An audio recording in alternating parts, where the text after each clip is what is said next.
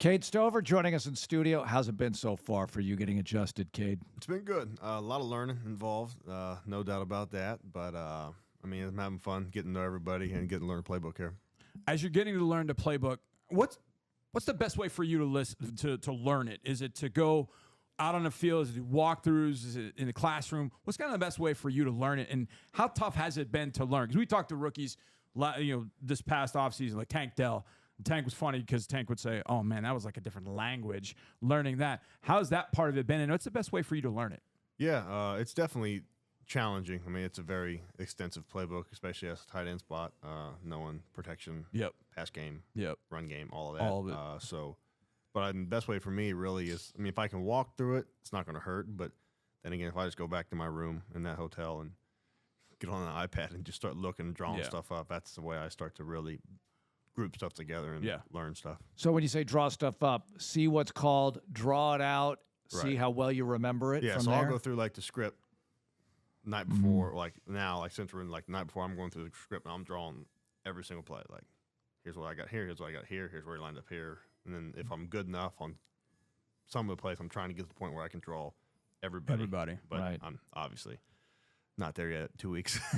So I don't know if you know this, but the quarterback here is CJ Stroud. I'm not sure you knew that guy before. You heard of him. Yeah.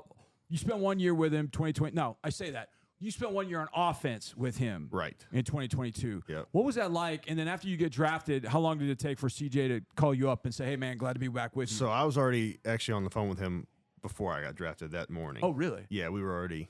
You're already talking? Yeah. Yeah, we were already talking. Yeah, we were talking. And he's like, "Dude," he goes, "we're coming to get you."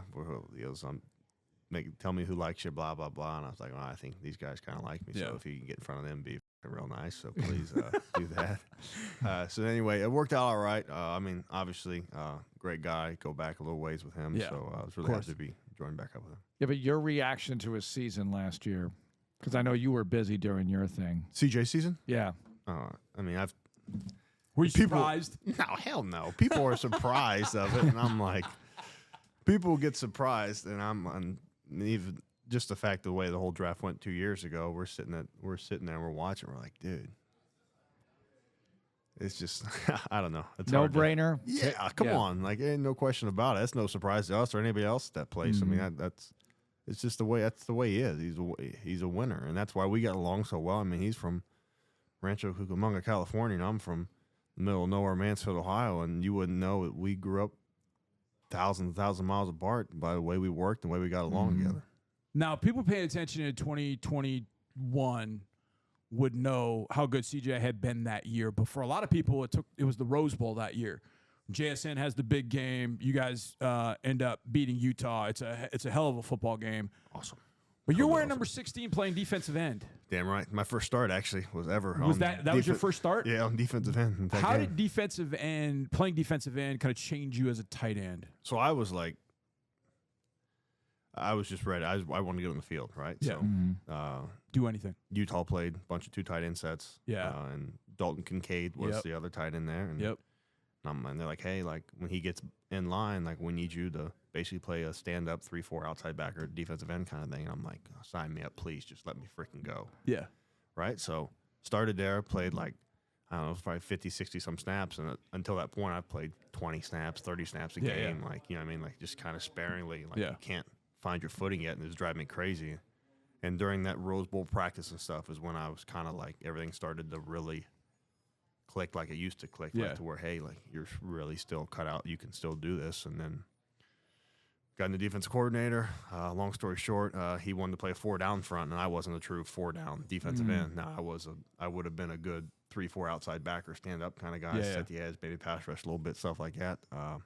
So I moved back over to offense, and I was like, listen, just use me. Like, don't overcoach me. Like, I've never played this spot. Let me try and figure this out athletically and naturally. Right. Because I was always a good basketball player. I always caught the ball well. And they were like, okay, let's do it. And CJ came, and we worked, and then here we go. Yeah.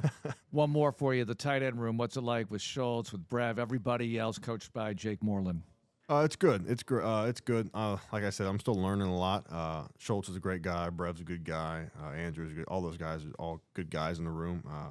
it's a little different being a younger guy now. Just trying to learn again. It's just like starting over, like everything else. So I'm excited to learn from them and just enhance that room all I can. Sounds good. Kade, thanks a lot for joining us. Good luck to you. Yep, appreciate it.